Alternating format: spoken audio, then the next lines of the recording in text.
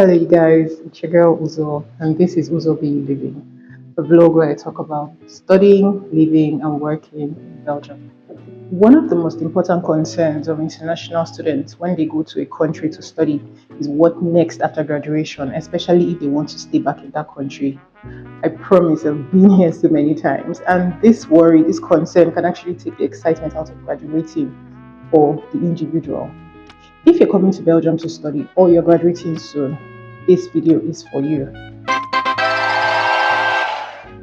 I have a couple of options that you can explore after graduation in Belgium if you want to stay back in Belgium. However, I have a caveat. As we all know, immigration rules are changing all the time. Even though these options are currently obtainable at this time, please, whenever you're ready, make sure you do your own research to find out what the rule is at that particular time. So if you're ready to get started, let's begin.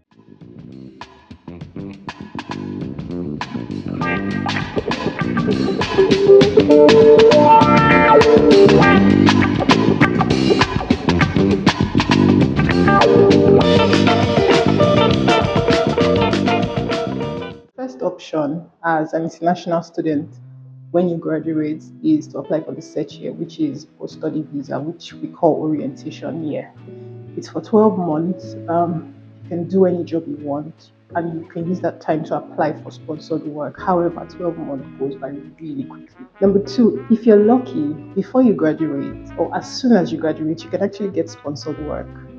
But like number one, if that is your strategy, you have to make sure that even while you're studying, you're already applying for sponsored work. It's difficult.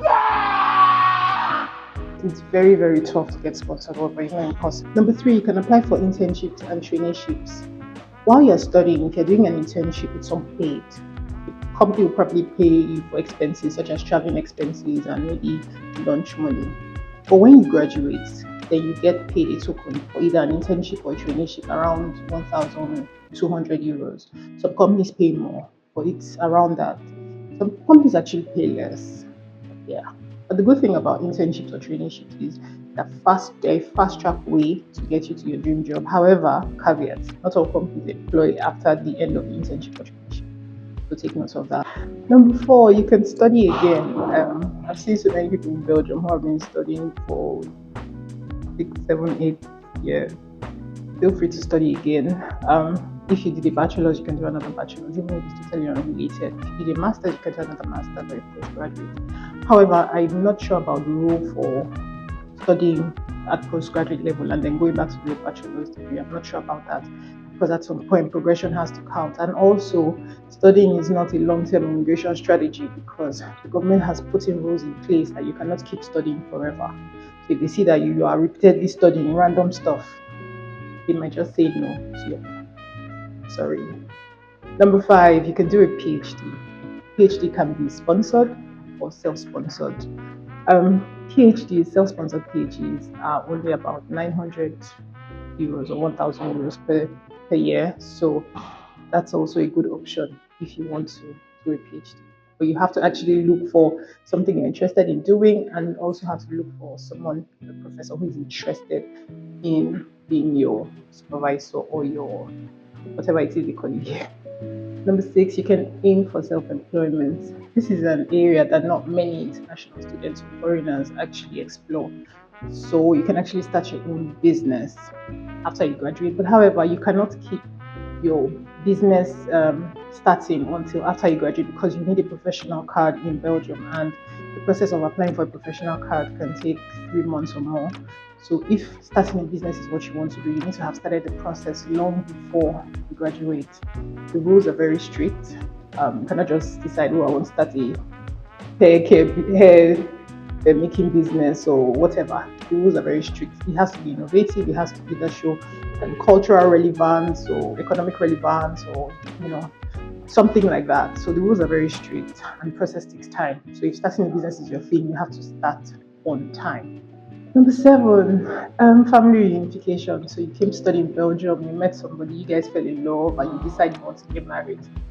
If the person is Belgian, then it's possible for you to stay back, or if the person has been living here for a long time, for you to stay back either through the marriage route or legal cohabitation. However, like all the other pathways, well, maybe apart from the search year, this process is very difficult, and proving relationship now is extremely difficult.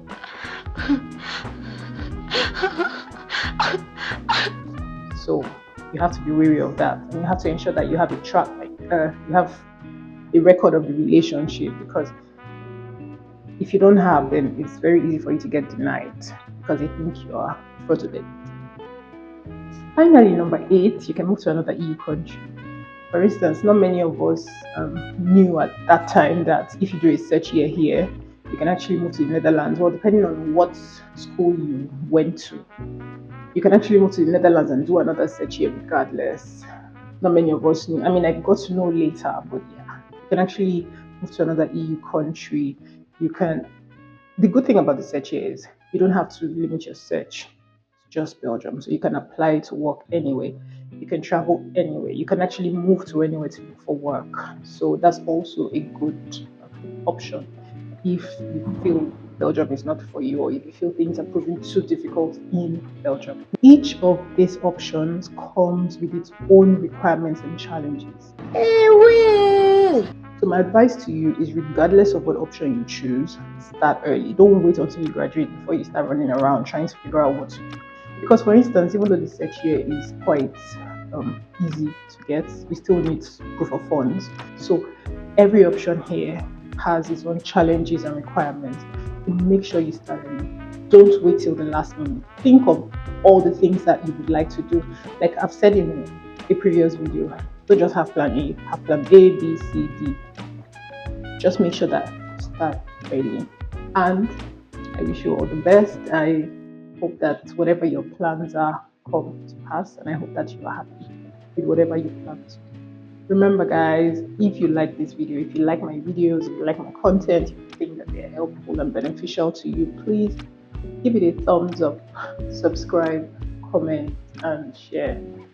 That would mean a lot to me. I would really appreciate it. So thank you very much for staying tuned and watching, and I hope you found this video useful. See you in the next one.